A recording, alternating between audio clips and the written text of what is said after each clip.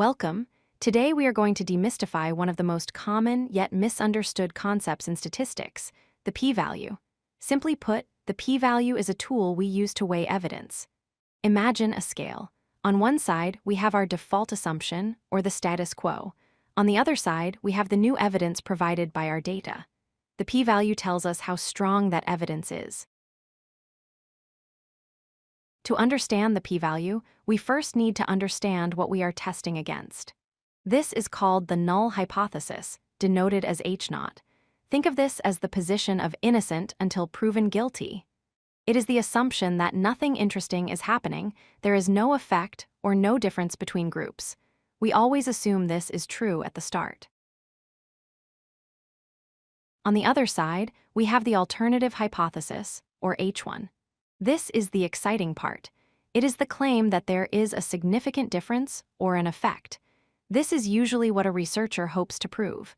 Our goal is to see if the evidence is strong enough to abandon the null hypothesis in favor of this one. Before we even look at the data, we must set a rule. How much evidence is enough? We call this the significance level, or alpha. The standard is 0.05 or 5%. Think of this as a high jump bar. If an event is rare enough to fall below this probability threshold, we consider it significant. It is our line in the sand. Now, let's look at the world where the null hypothesis is true. If nothing is happening, our data should usually fall right in the middle of this bell curve. This center represents the expected outcome.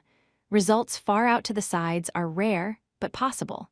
This curve represents all the probabilities if the null hypothesis is correct.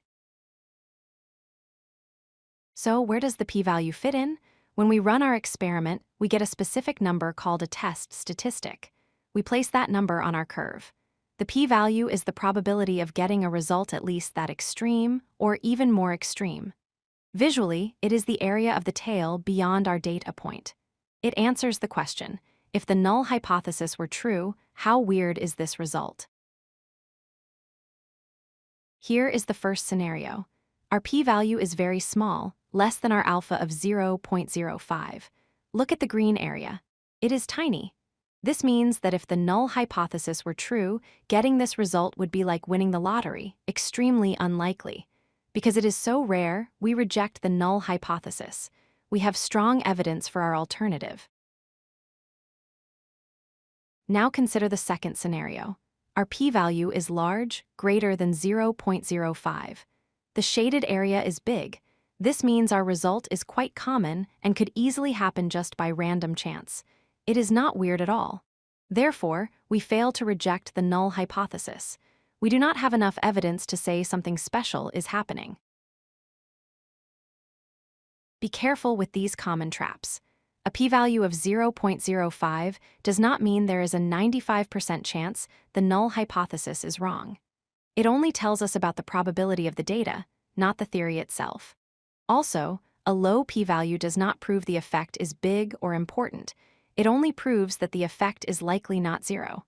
Even a tiny, meaningless difference can have a low p-value if you have enough data. Let's recap the process. First, we assume the null hypothesis is true. Second, we collect data and calculate a test statistic. Third, we find the p-value, which is the probability of seeing that data under our assumption. Fourth, we compare it to our alpha threshold. And finally, if the p-value is low, the null must go. If the p-value is high, the null applies. If you like this video, hit that like button and don't forget to subscribe. Visit codelucky.com for more such useful content.